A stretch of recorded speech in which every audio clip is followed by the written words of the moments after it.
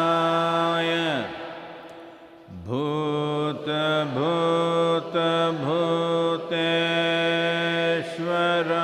भूतभूतभूतेश्वराय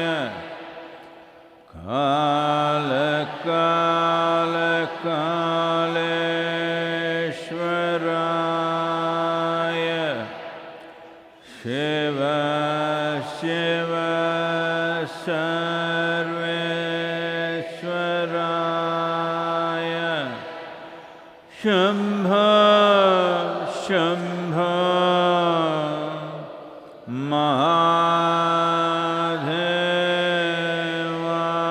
महादेवाय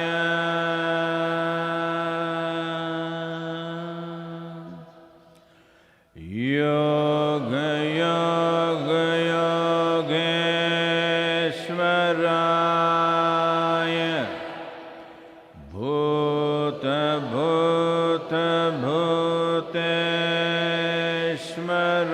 भूतभूतभूतेश्वराय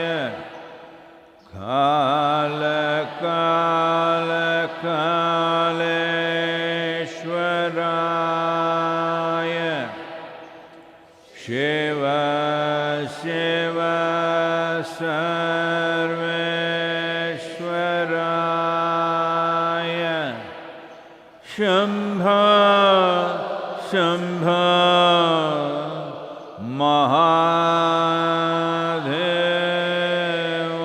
महादेवाय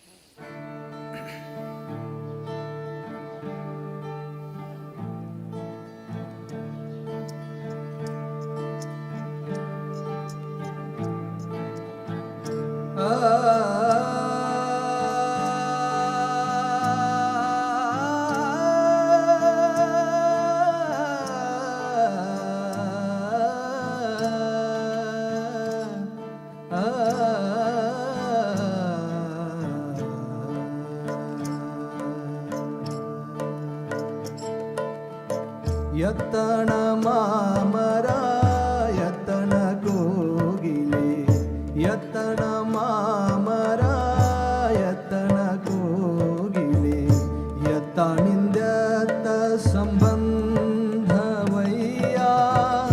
ಯತನಿಂದತ ಸಂಬಂಧವಯ್ಯ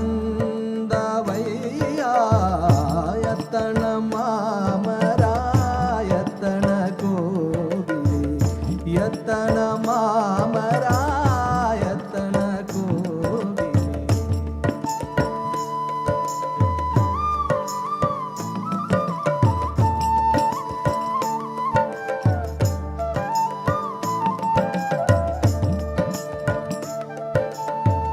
ಬೆಟ್ಟದ ನೆಲ್ಲಿಕಾಯಿ ಸಮುದ್ರದ ಉಪ್ಪು ಬೆಟ್ಟದ ನೆಲ್ಲಿಕಾಯಿ ಸಮುದ್ರದ ಉಪ್ಪು ಯತ್ತನಿಂದತ ಸಂಬಂಧವಯ್ಯ ಯತ್ತನಿಂದತ ಸಂಬಂಧವಯ್ಯ ಗುಹೇಶ್ವರ ಲಿಂಗಕ್ಕೂ ಎನಗೆಯೂ ಗುಹೇಶ್ವರ ಲಿಂಗಕ್ಕೂ ಎನಗೆಯೂ ಯತ್ತನಿಂದತ ಸಂಬಂಧವಯ್ಯ ಯತ್ತನಿಂದತ ಸಂಬಂಧವಯ್ಯ ಯತನ ಮಾಮರ ಯತನ ಕೋಗಿಲೆ ಯತನ ಮಾಮರ ಯತನ ಕೋಗಿಲೆ ಯತನಿಂದತ ಸಂಬಂಧವಯ್ಯ ಯತನಿಂದತ ಸಂಬಂಧವಯ್ಯ ಯತನ ಮಾಮರ ಯತನ ಕೋಗಿಲೆ ಯತನ ಮಾಮರ ಯತನ ಮಾಮರ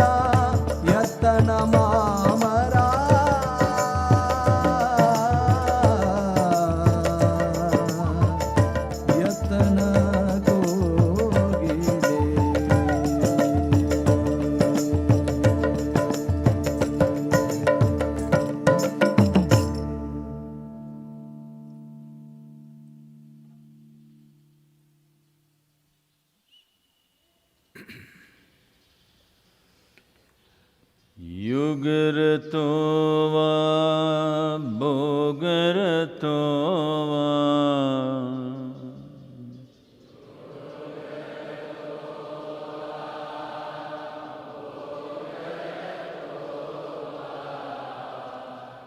संगरतो वा संगविहीनः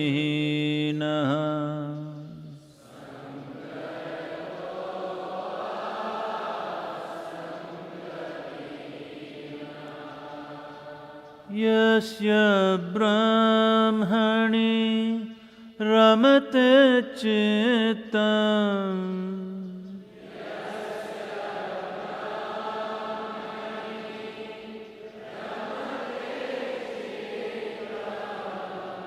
यस्य ब्रह्मणि रमते चित्तम्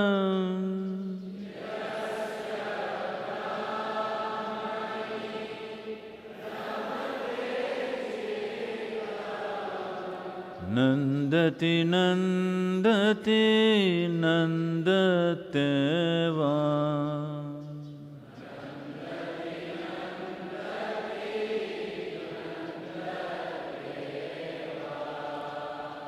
नन्दति नन्दति नन्दते वा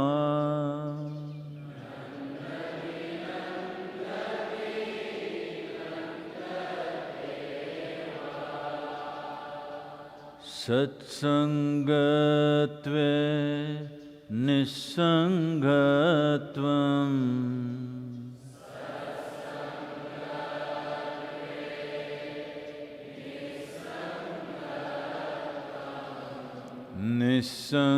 निस्संगत्वे निर्मोहत्वम्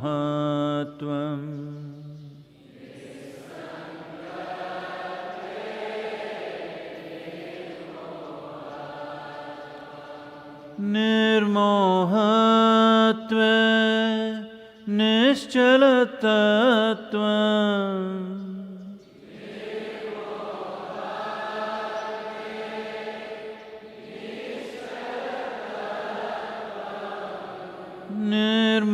निर्मोहत्वे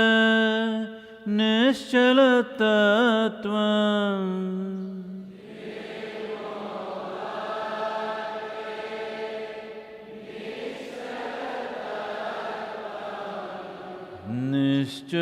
निश्चलतत्वे जीवन्मुक्तिः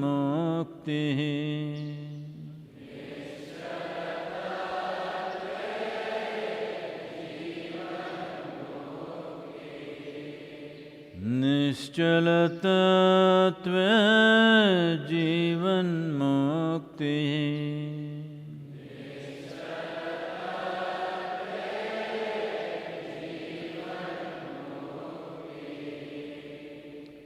पुनरपि जननं पुनरपि मरणम्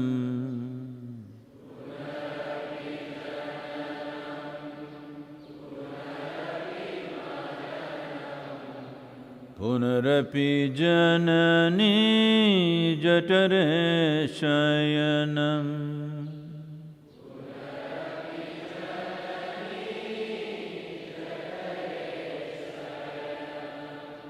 इह संसारे बहुदुस्तारे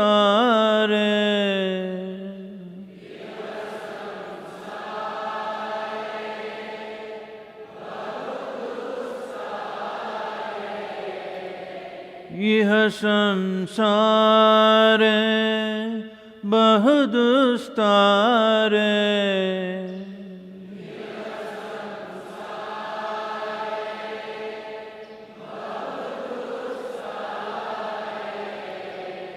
कृपया पारे पाहि मुरारे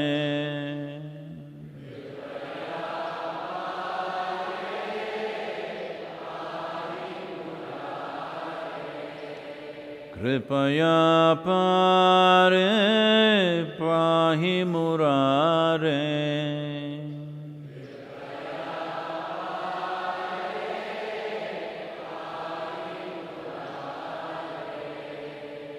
भज गोविन्दं भज गोविन्दम्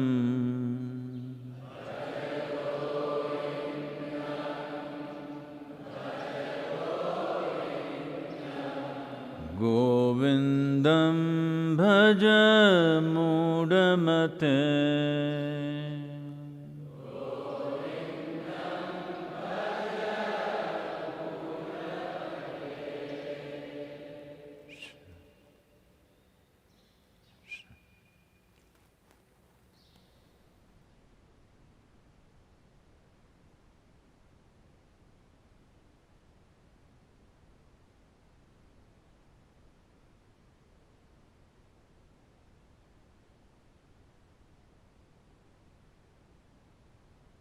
मैं न्यूज़ के हिस्से को आपके लिए छोड़ दूंगा। मुझे यकीन है कि उन सभी लोगों ने संपर्क बना रखा है जो चाहते हैं, जो नहीं जानना चाहते कि दुनिया में क्या हो रहा है। बेशक आप अपनी आंखें बंद कर सकते हैं।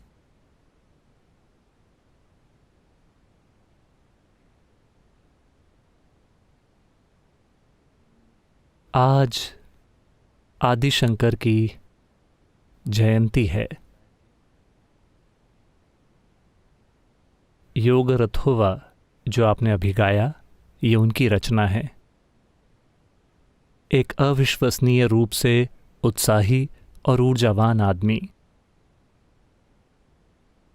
उन दिनों में इस देश को पैदल चलकर इधर से उधर तक पार किया। जब तक वो 32 साल के हुए, मेरे ख्याल से वे 3 बार ऊपर से नीचे तक गए और पूर्व से पश्चिम तक भी। और उन्होंने आध्यात्मिक प्रक्रिया को अपनी ही तरह से स्थापित किया। मेरी पसंद के हिसाब से वे कुछ ज्यादा ही प्रचारक जैसे थे, लेकिन उन दिनों की शायद वही विवशता थी और उन्होंने इसी तरह से खुद को अभिव्यक्त किया। और वे 32 साल की उम्र में चले गए। 12 साल की उम्र से 32 तक 20 साल वे एक अभियान पर थे। एक आदमी, अद्भुत क्षमताओं वाला एक अविश्वसनीय आदमी, अपनी बुद्धि में लगभग महामानव। और उन्होंने स्थापित किया, एक तरह से इस संस्कृति में आध्यात्मिक प्रक्रिया को पुनः स्थापित किया 1000 साल से थोड़ा पहले। और उनका आज भी बहुत सम्मान है। अगर वे इस दुनिया में किसी भी दूसरी जगह पर होते इस तरह का इंसान, तो उनके आसपास एक पूरे धर्म का विकास हो गया होता। लेकिन चूंकि इस संस्कृति में किसी इंसान के इर्द गिर्द एक धर्म को विकसित करने जैसी कोई चीज़ नहीं थी, जब शिव आए, राम आए, कृष्ण आए, उनके इर्द गिर्द कोई धर्म विकसित नहीं हुआ। वे उस संस्कृति का एक हिस्सा बन गए जो पहले से ही मौजूद थी। तो हमेशा से यही तरीका रहा है। तो शंकर भी इस संस्कृति का एक हिस्सा बन गए, एक और प्रकाश पुंज की तरह। हर चीज के स्रोत की तरह नहीं। उस तरह की सोच इस संस्कृति में कभी नहीं थी। सौभाग्य से यह अब भी नहीं है। लेकिन शंकर ने कुछ अविश्वसनीय चीजें की। एक बुद्धि के रूप में, अगर लोग उनके किए कार्यों के दूसरे आयामों को नहीं समझते हैं, एक बुद्धिजीवी के रूप में इस धरती पर विरले ही कोई दूसरा इंसान हुआ है जिसकी बौद्धिक क्षमता उनके जैसी हो। उनकी विद्वता जब तक वे 12 साल के हुए इतनी अद्भुत थी कि वास्तव में इस देश की पूरी लंबाई और चौड़ाई में कोई नहीं था जो उनसे वाद विवाद कर सके या उनके सामने अपना तर्क रख सके। वे हमेशा जीत जाते थे। तो अपने पूरे जीवन में जिस तरह से उन्होंने अपना संदेश फैलाया, वो था लोगों को वाद विवाद के लिए बुलाना। ये वाद विवाद हफ्तों चलते थे और इन 20 सालों में वे एक भी वाद विवाद में नहीं हारे। तो आज उनकी जयंती है, जिसका मतलब है उनके जन्म की सालगिरह। उनके नाम पर संस्थाएं हैं, शायद वो उतनी जीवंत ना हो जितनी जीवंतता के साथ वो जिए। उनके बारे में एक चीज बताता हूं। जाहिर है कि वो बहुत तेज चलने वाले इंसान थे, तो वो हमेशा आगे चलते थे और उनके शिष्य कुछ फुट पीछे या कुछ गज पीछे या शायद आधा किलोमीटर पीछे, वे हमेशा उनके बराबर आने के लिए उनके पीछे दौड़ते रहते थे, क्योंकि जब तक वो ना रुकें शिष्य भी नहीं रुक सकते थे। ये आदमी बस चलता जाता है। तो जब वो खाने के लिए रुकते हैं तो हर कोई खाने के लिए रुकता है, वरना वो चलते रहते हैं। एक दिन वो चल रहे थे और एक गांव के बाहर उन्होंने देखा कि लोग शराब पी रहे थे और अलग अलग हालातों में यहां वहां लौट रहे थे। उन्होंने बस ये देखा, वो बस अंदर गए। उन दिनों और आज भी गांवों में पसंदीदा शराब को ताड़ी कहते हैं। ये ताड़ के पेड़ से आती है। ये कुछ कुछ पश्चिमी बियर जैसी होती है, लेकिन ये छाछ की तरह दिखती है।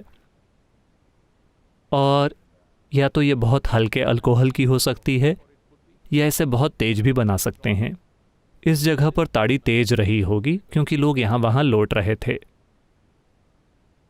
तो उन्होंने इसे देखा। वो ताड़ी की दुकान में गए, उन्होंने ताड़ी का एक पूरा घड़ा उठाया और बस पी गए और बस चलते रहे। उन्होंने लोट नहीं लगाई। तो उनके शिष्यों ने उन्हें पीते हुए देखा और तब आपस में, तो हमारे गुरु शराब पी रहे हैं।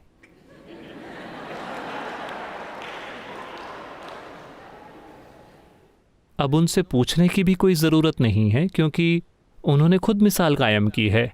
जब वो चलते हैं हम चलते हैं, जब वो खाते हैं हम खाते हैं, वो जो कुछ भी करते हैं हम भी करते हैं। अब उन्होंने पी है, अगले गांव में हमें भी पीनी चाहिए। आपस में वो अपना मन बना रहे थे। तो अगला गांव आया, वो चलते जा रहे थे और तब उन्होंने एक लोहार को देखा जो पिघले हुए लोहे के साथ कुछ काम कर रहा था। पिघला हुआ लोहा। वो गए, उसे उठाया और पी गए और चल दिए।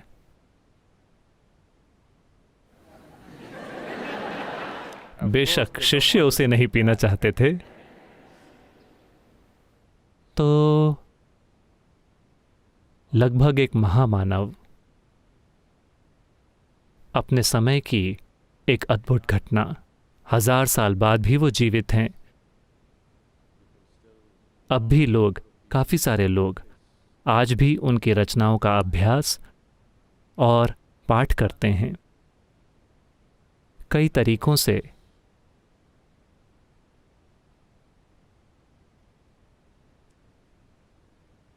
वैसे मैं उन परंपराओं से कुछ नहीं लेता हूं, लेकिन ये काफी कुछ वैसा है। उन्होंने एक चीज लिखी जिसे सौंदर्य लहरी कहते हैं। इसका मतलब है सृष्टि की अद्भुत सुंदरता का वर्णन करना, सृष्टि की शक्ति और सुंदरता। तो इसे लिखा गया था ताकि इस संस्कृति में स्त्रीत्व की पूजा जिंदा रहे। जब हम भैरवी की प्राण प्रतिष्ठा कर रहे थे तब कुछ चीज़ें हुईं और कुछ लोग इसकी ओर आकर्षित हुए और वे आए और उन्होंने प्राण प्रतिष्ठा में भाग लिया। उसके बाद उन्होंने आकर कहा, सद्गुरु आप यहाँ जो कर रहे हैं ठीक यही चीज़ सौंदर्य लहरी में लिखी हुई है। मैंने कहा मैंने उसे कभी नहीं पढ़ा है, क्योंकि मैं उस तरह से काम नहीं करता हूँ। मेरा तरीका सिर्फ अपनी आंखें बंद करने का है। जब मैं कुछ जानना चाहता हूँ मैं अपनी आंखें बंद कर लेता हूँ। मैं किसी चीज़ को पढ़कर नहीं जान सकता, वरना अभी तक मैं एक प्रोफेसर बन गया होता।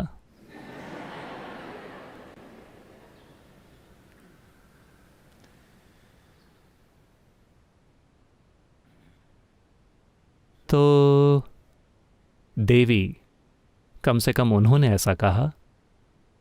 ऐसा ही होगा कि ये लगभग सौंदर्य लहरी में बताई चीज़ों के समान ही होगी, स्त्री शक्ति की पूजा के संदर्भ में, कि इसे कैसे किया जाना चाहिए और जो भी। मुझे उसकी डिटेल्स नहीं पता हैं, मुझे केवल उतना ही पता है जितना उन्होंने कहा। मैं उस तरह का बुद्धू हूं कि बताए जाने के बाद भी मैंने उसे नहीं पढ़ा है। अगर आप सभी मुझे इस तरह व्यस्त ना रखें तो शायद मैं एक दिन बैठकर इसे पढ़ूं।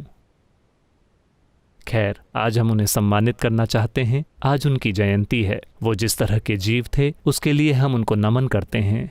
हमें इस ग्रह में ऐसे लोगों को पैदा करना होगा अगर हम चाहते हैं कि मानवता एक नई संभावना में ऊपर उठे। हमें उस तरह की जोश की आवश्यकता है कि उस इंसान के पास जो है वो इतना मूल्यवान है कि वो इस देश में ऊपर से नीचे तक चल कर जाता है। मैं कह रहा हूं कि ये कोई छोटा देश नहीं है। एक छोर से दूसरे छोर की दूरी 4000 किलोमीटर है और 20 सालों के भीतर उन्होंने 3 बार ऊपर नीचे पैदल यात्रा की और एक बार पूर्व से पश्चिम तक। ये कोई छोटी चीज़ नहीं है। और पूरे रास्ते दिन भर चलने के बाद उन्होंने साहित्य की रचना की। शायद वे रात में बैठते हैं और इन हजारों पन्नों को लिखते हैं जिसकी उन्होंने रचना की। भाषा पर सबसे अविश्वसनीय नियंत्रण और एक बहुत ही गहन ज्ञान की अभूतपूर्व अभिव्यक्ति। तो हमें ऐसे लोगों को पैदा करना होगा। मुझे इंतज़ार है। ये सवाल श्वेता का है। आप अक्सर कहते हैं कि कोई भी अचानक नहीं मरता है। मृत्यु की प्रक्रिया जन्म से शुरू होती है और एक दिन पूरी हो जाती है। आप यह भी कहते हैं कि जैसे जैसे हमारी उम्र बढ़ती है, ज़रूरी नहीं है कि हमारी जीवंतता कम हो। चूँकि हम जानते हैं कि शारीरिक शक्ति और मानसिक सतर्कता दोनों एक खास उम्र के बाद कम हो जाते हैं। ऐसे में हम जीवंतता के गुण को कैसे समझें जो उम्र बढ़ने पर घटता नहीं है? मैंने इस जीवंतता का अनुभव केवल ध्यान के दौरान ही किया है, जब यह स्थिरता के रूप में अभिव्यक्त होती है। क्या आप उसी जीवंतता की बात कर रहे हैं या ये कुछ और है? क्या श्वेता मेरे बारे में बात कर रही हैं? क्या मैं मंद हो रहा हूं? हेलो, आप में से जो लोग मुझे 10-15 सालों से देख रहे हैं, क्या मैं मंद हो रहा हूं? नहीं, वो कह रही हैं कि उम्र के साथ आप मंद हो जाएंगे। तो किसी की अचानक मृत्यु नहीं होती, आज ये कहने के लिए थोड़ी संवेदनशील बात है, क्योंकि कई सारे लोग अचानक मर रहे हैं। कम से कम उनके दोस्तों, रिश्तेदारों और प्रियजनों के अनुभव में तो ऐसा ही है। अचानक वायरस, सब कुछ ठीक था, वायरस कल चले गए। ढेर सारे लोग। जब पिछले 2 महीनों में 2.5 लाख लोगों की मौत हुई हो एक ही कारण से। लोग अलग अलग कारणों से मर जाते हैं, वो अलग है, लेकिन एक ही कारण से 2.5 लाख लोग मर गए। कोई व्यक्ति इसका अनुमान लगा रहा है, किसी प्रकार की गणना। मैंने इसे ठीक से नहीं देखा है, लेकिन उन्होंने कुछ गणना की कि एक इकलौते वायरस का वजन क्या है और एक इंसान को मारने के लिए कितने वायरस लगते हैं। तो इतने सारे लोग, 30 लाख लोग इन्फेक्टेड हैं, इतने लोगों की मौत हुई है, तो वायरस की संख्या क्या है? तो उन सब का कुल वजन क्या होगा? तो अभी तक वायरस की संख्या, जो भी खरब वायरस, उनका कुल वजन है 1 ग्राम। 1 ग्राम वायरस ने मानवता को घुटने टेकने पर मजबूर कर दिया है। 1 ग्राम, क्या आप सोच भी सकते हैं? मैं चाहता हूं कि आप देखें। तो ये लोगों को ये बताने का समय नहीं है कि मौत अचानक नहीं होती। जिस दिन आप पैदा हुए थे, आप वैसे भी मरने लगे थे। ये तब सच है जब लोग आते हैं और आपके सामने बैठते हैं, जीवन की गहराई को देखते हुए, न कि तब जब लोग महामारी से जूझ रहे हों। आप उन्हें ये मत कहिए कि चिंता मत करो, मृत्यु नहीं होती है। अचानक जिस दिन आपका जन्म हुआ, आपको वायरस लग गया, बस समय की बात है। ये कहने की बात नहीं है, लेकिन वैसे भी मुझे पता है कि आप वायरस का सवाल नहीं पूछ रही हैं। तो ऐसा इसलिए नहीं है क्योंकि मैंने कहा है। हर कोई जो 200 साल पहले पैदा हुआ था वो अभी मर चुका है। क्या ये पक्का है? सभी मर गए। हर कोई जो 500 साल पहले यहाँ रहता था सभी मर गए। हर कोई जो 1000 साल पहले मौजूद था मर गया। यहाँ तक कि ज़्यादातर लोग जो 100 साल पहले पैदा हुए थे उनमें से लगभग सभी मर गए हैं। तो मौत हमारे बीच एक स्थायी प्रक्रिया रही है। ये अचानक नहीं हुई है। जाहिर है ये हमेशा से चालू रही है। तो मेरे जीवन में ये प्रक्रिया कब शुरू होती है? जन्म का मतलब ही मृत्यु है। जन्म एक प्रक्रिया की शुरुआत है, मृत्यु उसका अंत है। हम जो हैं उसकी शारीरिक प्रक्रिया और काफ़ी हद तक हम जो हैं उसकी मानसिक प्रक्रिया भी जन्म से शुरू होती है और मौत के साथ उसका अंत होता है। ये मेरा आविष्कार नहीं है। अगर आप कल मर जाएं तो मुझ पर इल्ज़ाम मत लगाइएगा। मौत मेरा आविष्कार नहीं है। मैंने बस इस पर एक किताब लिखी है। अरे सद्गुरु ने मौत का आविष्कार किया है, उन्हें पकड़ते हैं। नहीं, मैंने नहीं किया। मेरे आने से पहले भी लोग मरते रहे हैं और मेरे जाने के बाद भी लोग मरेंगे। तो उम्र के साथ शरीर कमजोर होता जा रहा है। शारीरिक ऊर्जा भी अधिक कमजोर हो जाती है। आपकी आंखें थोड़ी धुंधली हो सकती हैं, सुनने में थोड़ी दिक्कत हो सकती है। निर्भर करता है कि आप कितनी लंबी जिंदगी जीते हैं। वायरस ने चाहा तो आप लंबी उम्र जिएंगे। देखिए हम कहाँ आ गए हैं। भगवान ने चाहा से वायरस ने चाहा तक। तो आप कितनी लंबी उम्र जीते हैं उसके अनुसार निश्चित रूप से आपकी इंद्रियां कमज़ोर हो जाएंगी। लेकिन जीवंतता उस बारे में नहीं है। आपकी इंद्रियां बस शारीरिक क्षमताओं जैसी हैं। आपकी देखने, सुनने, स्वाद चखने और सूंघने की क्षमता, ये सारी शारीरिक क्षमताएं हैं। वो निश्चित रूप से कम हो जाएंगी।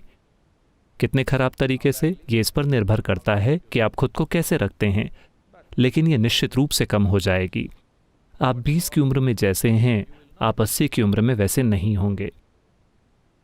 शायद शारीरिक और मानसिक दोनों तरह की क्षमताओं में। लेकिन क्या इसका ये मतलब है कि ये कम स्तर की जीवंतता है? आपको इस पर गौर करना होगा। जीवंतता का मतलब है बुनियादी जीवन। इस जीवन के पास कई सहायक चीजें हैं जिससे ये खुद को अभी प्रकट कर रहा है। खुद को प्रकट करने के लिए उसे एक भौतिक ऊर्जा, एक भौतिक शरीर, तंत्रिका तंत्र, बौद्धिक प्रक्रिया, मानसिक प्रक्रिया और 5 इंद्रियों की जरूरत होती है। ये सभी वो चीजें हैं जिन्हें ये धीरे धीरे बाहर निकालता है। जब आपकी माँ के गर्भ में वो 2 कोशिकाएं मिलीं, तब आपके पास इनमें से कोई भी चीज़ नहीं थी। आपके पास उन चीज़ों में से कुछ भी नहीं था। आप देख नहीं सकते थे, सुन नहीं सकते थे, स्वाद नहीं चख सकते थे, सूंघ नहीं सकते थे, आप कुछ भी नहीं कर सकते थे। धीरे धीरे इसने खुद को बाहर निकाला। ये एक सुंदर चीज़ है। मुझे नहीं पता कि उन्होंने इसे क्यों तोड़ा। खैर, ये अब भी सुंदर है। तो पेड़ वहां खड़ा है। पत्ते, शाखाएं और फूल ऐसी चीजें हैं जो ये बाहर निकालता है।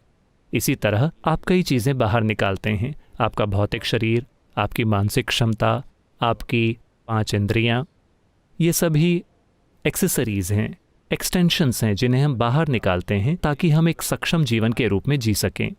आप इसे कितने अच्छे से बाहर निकालते हैं। ये पूरा संगठन कितनी अच्छी तरह से व्यवस्थित है। ये एक संगठन है। हम इसे एक जीव कह सकते हैं, लेकिन एक जीव भी अपने आप में एक संगठन है। तो इसने इन सभी चीज़ों को व्यवस्थित किया है। विकास की प्रक्रिया, अगर आप इस पर गौर करें तो समय के साथ साथ हमने अपनी क्षमताओं को और ज़्यादा और ज़्यादा और ज़्यादा व्यवस्थित किया है। आप अमीबा की तुलना में थोड़े अधिक सक्षम हैं, है कि नहीं? नहीं नहीं, उसे कम मत समझिए। देखिए वायरस क्या कर रहा है। सिर्फ 1 ग्राम। तो ये संगठन बढ़ता गया, उसकी वजह से कुछ क्षमताएं मिली, कुछ असर हुआ, लेकिन ये सब जीवन के द्वारा किया गया है। अगर आपको समझ नहीं आ रहा है, या अगर बहुत अधिक गलतफहमी है, या अगर जीवन शब्द बहुत ज़्यादा फैला हुआ है, तो चलिए इसे जीवन का स्रोत कहते हैं। वो जो जीवन का स्रोत है, जो खुद जीवन है, इसे जीवन कहना आसान, सरल और अधिक उपयुक्त है, क्योंकि ये जीवन ही है। ये सभी एक्सटेंशन और एक्सेसरीज हैं। ये काफ़ी नहीं था, पैर काफ़ी नहीं थे तो हमने एक कार ले ली, एक कार काफ़ी नहीं थी तो हमने एक हवाई जहाज ले लिया। इस तरह से हमने एक्सेसरीज लगा ली। अब लोग मुझसे बहुत नाराज़ हैं क्योंकि मैंने कहा कि अगर आप एक कार खरीदते हैं तो आपको इसका 8 साल तक इस्तेमाल करना होगा। ठीक है, आप इसे कम करके 6 साल या 5 साल कर सकते हैं, लेकिन कोई समय तय कीजिए। पृथ्वी पर कितने इंसान होने चाहिए, पृथ्वी पर कितनी कारें होनी चाहिए, पृथ्वी पर कितने कंप्यूटर होने चाहिए, पृथ्वी पर हर चीज़ कितनी होनी चाहिए, हमें अपना मन बनाना होगा। इसी तरह आप भी कितना विस्तार करना चाहते हैं, आपको ये तय करना चाहिए, है ना? क्या आप सभी ने तय कर लिया है कि आप अपना वज़न ज़्यादा से ज़्यादा कितना होने देंगे? हेलो, हाँ, आपको तय करना चाहिए। मेरा वज़न उतना ही रहा है जब मैं 19 साल का था, तब से अभी तक मेरा वज़न वही है। ये कमबख्त गुरुत्वाकर्षण जो मेरे कंधों पर हुआ करता था, वो धीरे धीरे गुरुत्वाकर्षण के कारण थोड़ा सा नहीं, ये गुरुत्वाकर्षण का खिंचाव है। मैंने पृथ्वी के सामने थोड़ा सा समर्पण कर दिया है, तो लेकिन वही वज़न बरकरार रखा है। आप सभी को भी ये तय करना चाहिए कि आप कितना विस्तार करने वाले हैं, शारीरिक रूप से, भौतिक रूप से, चीज़ों के स्तर पर कितना विस्तार हर किसी को तय करना चाहिए, वरना चीज़ों की व्यवस्था अपने आप में जीवन को सीमित करने का कारण बन जाती है।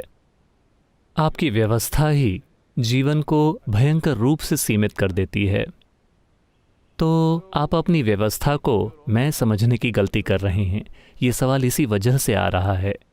हाँ, व्यवस्थाएं, आप उन्हें चाहे जितने भी अच्छे से मैनेज करें, कुछ समय के बाद वो, क्योंकि ये चीज़ों की व्यवस्था है, जब तक उसे पूरी तरह से नया नहीं किया जाता, उसमें कमज़ोर पड़ने की प्रवृत्ति होती है। जो भी चीज़ हार्डवेयर है वो कमज़ोर पड़ जाएगी, जो भी चीज़ सॉफ्टवेयर है उसे आप अपडेट कर सकते हैं। कर्म की पूरी प्रक्रिया इसी बारे में है कि अगर आप चाहें तो आध्यात्मिक प्रक्रिया का उद्देश्य बस अपने कर्म को अपडेट करना है, ताकि आप गोदाम में मौजूद नए नए कर्मों को हाथ में ले सकें। सामान्य लोग, देखिए मैं उन्हें सामान्य कह रहा हूं क्योंकि बहुमत उन्हीं का है और मैं खतरा नहीं उठाना चाहता। मैं कह रहा हूं मूर्ख लोग, सामान्य लोग से मेरा यही मतलब है। दुनिया के मूर्ख हमेशा ये कोशिश करेंगे कि उनके पास सीमित कर्म हो। वो व्यक्ति जो आध्यात्मिक मार्ग पर है, जो धधक रहा है, वो पूरे गोदाम को डाउनलोड करना चाहता है, लेकिन उसे पता है कि अगर वो पूरे गोदाम को डाउनलोड करता है तो शायद हार्डवेयर ही टूट जाए, ये कुछ ज़्यादा ही हो जाएगा। तो वो इसे अपडेट करता रहता है, ज़्यादा से ज़्यादा चुनौतियां लेता रहता है, क्योंकि हम चाहते हैं कि सारी चुनौतियां जल्द से जल्द निपट जाएं। लगातार ज़्यादा से ज़्यादा कर्म डाउनलोड करते रहना। तो ऐसा लगता है कि वो लोग जो आध्यात्मिक मार्ग पर हैं, जीवन की परिस्थितियों के स्तर पर ऐसा लगता है कि वो दूसरों के मुकाबले ज़्यादा यातना झेलते हैं। लेकिन कोई बात नहीं, अगर आपको कोई दुख नहीं हो रहा है तो वज़न कोई समस्या नहीं है। वज़न समस्या नहीं है। हर कोई जिम जाकर ये करता है, वो वज़न उठा रहे हैं क्योंकि उन्हें लगता है कि उससे उनका शरीर बेहतर हो जाएगा। तो वज़न सिर्फ आपको मजबूत बनाएगा जब तक आप वज़न से दुखी ना हो। अगर आप वजन से दुखी हैं, फिर ये एक समस्या है। समस्या वजन के साथ नहीं है, समस्या ये है कि आप एक दुखी प्राणी हैं।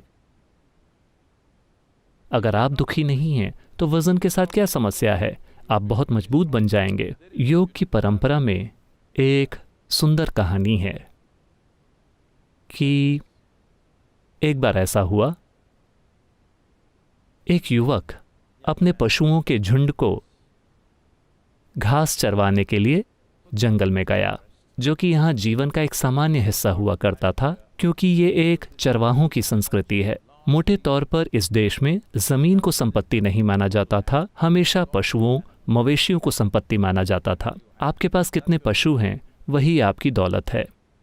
तो वो अपने पशुओं के झुंड को लेकर जंगल गया।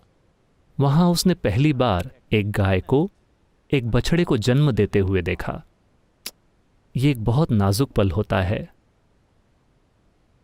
अगर आप देखें कि ये कैसे होता है, फिर आप, ये एक सबसे बड़ा अजूबा है कि कैसे एक नया जीवन बस यूं ही बाहर निकलकर गिर पड़ता है, और वो छोटी सी चीज उन कमजोर पैरों पर यूं खड़ी है। वो बिल्कुल भाव विभोर हो गया। उसने बछड़े को उठाकर अपने कंधे पर रखा और वापस चलकर घर आया। वो इस छोटे से बछड़े के साथ इतनी गहराई से जुड़ गया। हर दिन वो उसे उठाकर जंगल ले जाता है, उसे घास चरवाता है और फिर उसे अपने कंधों पर उठाकर वापस लाता है। 8 साल बीत गए। वो अभी भी उसे उठाकर चल रहा था।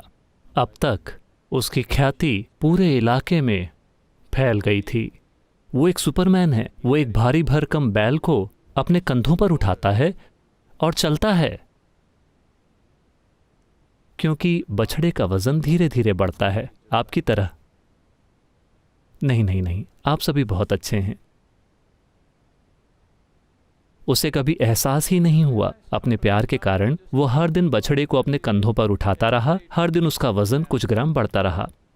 8 सालों के बाद वो एक भारी भरकम बैल बन गया है, लेकिन वो उसे उठाकर चलता है। तो उसकी ख्याति पूरे इलाके में फैल गई कि वो एक सुपरमैन है जो एक बैल को उठाकर चलता है। तो वजन आपके साथ यही करता है कि ये आपको इतना मजबूत बना देता है कि आप कल्पना भी नहीं कर सकते। लेकिन अगर आप बोझ से दुख पाते हैं, मुझे ये कमबख्त बोझ क्यों उठाना पड़ रहा है, फिर ये एक बड़ी समस्या है। तो वह व्यक्ति जो आध्यात्मिक मार्ग पर है, वो हमेशा ये देखता रहता है कि कैसे नए सॉफ्टवेयर को डाउनलोड करके उसके साथ निपटा जाए। उसे कल के लिए टालना नहीं, उसे किसी और समय के लिए टालना नहीं। हम उसके साथ अभी निपटना चाहते हैं। इसमें जो कुछ भी मौजूद है, सब कुछ, चाहे वो जो भी हो, अच्छा बुरा बदसूरत, मैं उससे अभी निपटना चाहता हूँ, कल नहीं। क्या आप तैयार हैं? हर चीज़, अच्छी चीज़, बुरी चीज़ें, बदसूरत चीज़ें, बकवास, वो चाहे जो भी हो, हम उससे अभी निपटना चाहते हैं। हम चाहते हैं कि कल ऐसा हो। हमें आज काम कर करके अपनी ज़िंदगी बिताने में कोई दिक्कत नहीं है, क्योंकि हम हर चीज़ से निपटना चाहते हैं, ताकि अगर हम कल बैठें तो हमें यूं बैठना चाहिए जैसे हम सृष्टि की शुरुआत हों। सृष्टि की शुरुआत में सब कुछ स्थिर था। आपको उस तरह से बैठने में सक्षम होना चाहिए, क्योंकि सृष्टि की शुरुआत का निवेश आप में भी किया गया है। जब मैं कहता हूं जीवन, तो मैं उसकी बात कर रहा हूं। जिस चीज़ ने हर चीज़ की शुरुआत की, वो आपके अंदर भी बैठी हुई है। वो कम कैसे होगा आपके 100 साल जीने से? अगर वायरस ने चाहा तो आपके 100 साल एक मूर्खता भरी बकवास हैं, जिसकी वजह से जो जीवन की शुरुआत करता है और आपके भीतर धड़क रहा है, आप उसे भूल गए हैं। आपको लगता है कि आपकी छोटी उंगली ब्रह्मांड का केंद्र है। हाँ, नहीं, मैं कह रहा हूं आप छोटी उंगली भी नहीं हैं। आप इस सृष्टि में एक छोटी उंगली भी नहीं है। मैं चाहता हूं कि आप ये जान लें। लेकिन जब आप सोचते हैं कि मेरी छोटी उंगली ब्रह्मांड का केंद्र है, तो आप सामान्य और मूर्ख हैं। हाँ, क्योंकि दुर्भाग्य से मोटे तौर पर लोगों ने मूर्ख होने को सामान्य बना दिया है। हम एक नए सामान्य की स्थापना करने की कोशिश कर रहे हैं कि जबरदस्त रूप से क्षमतावान होना, जीवन की प्रक्रिया से अछूता रहना, लेकिन हर संभव तरीके से जीवन के साथ पूरी तरह से शरीक रहना, लेकिन उससे अछूता रहना, ये सामान्य है क्योंकि ये मेरे अंदर जीवन का स्रोत है। ये होने वाली हर चीज से अछूता है। हम वैसे होना चाहते हैं जैसी सृष्टि है और सृष्टि का स्रोत है।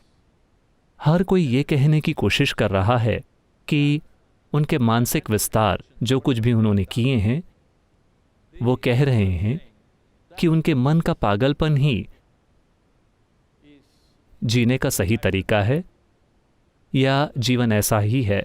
मैं लोगों के अलग अलग समूहों से बात करता रहा हूं। आप चाहे जो भी कहें, अंत में वो पूछते हैं, लेकिन सद्गुरु, हम कोरोना के बाद इस बेचैनी को कैसे संभालें?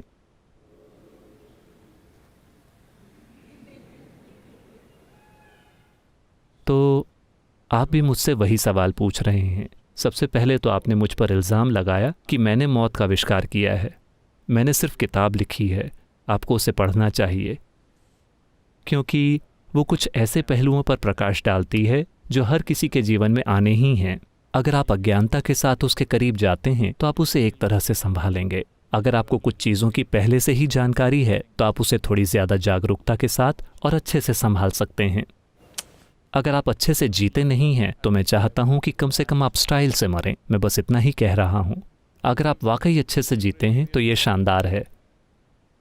अभी अच्छे से जीने की हमारी धारणा को बड़े पैमाने पर बदलने की ज़रूरत है, क्योंकि जब हम कहते हैं कि कोई अच्छे से जी रहा है तो उसका मतलब होता है कि उन्होंने 5 किलो का सोना पहन रखा है और उनके सिर में एक हीरा जड़ा हुआ है ताकि उनके माथे पर, ताकि उनकी तीसरी आंख न खुल सके क्योंकि वो खराब हो चुकी है।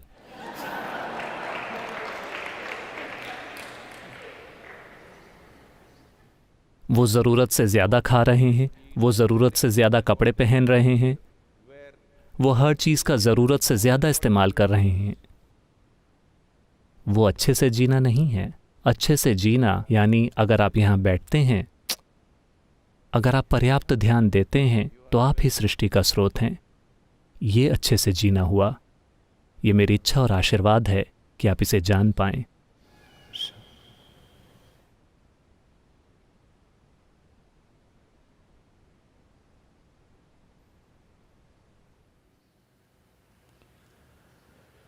योग योग योगेश्वराय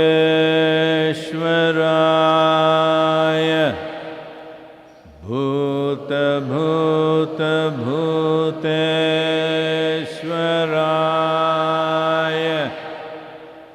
काल काल कालेश्वराय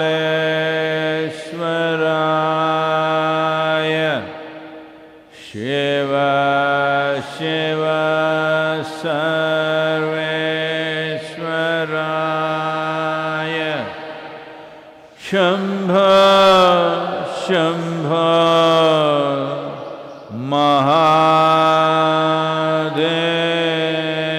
महादेवाय।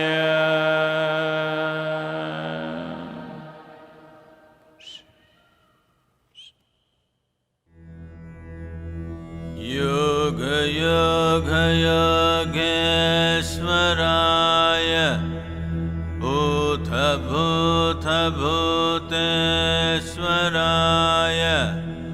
काल काल कालेश्वराय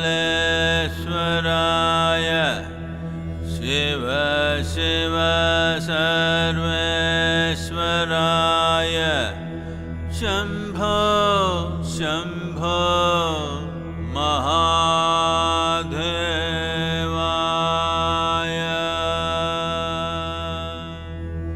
योग योग योगेश्वराय भूत भूत भूतेश्वराय काल काल कालेश्वराय शिव शिव सर्वेश्वराय शंभो शंभो महादेवाय।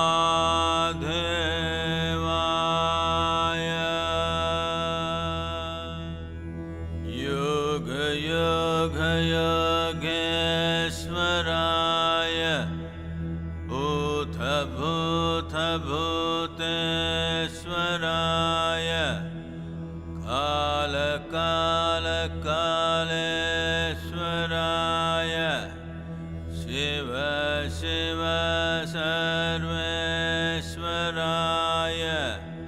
शम्भो शम्भो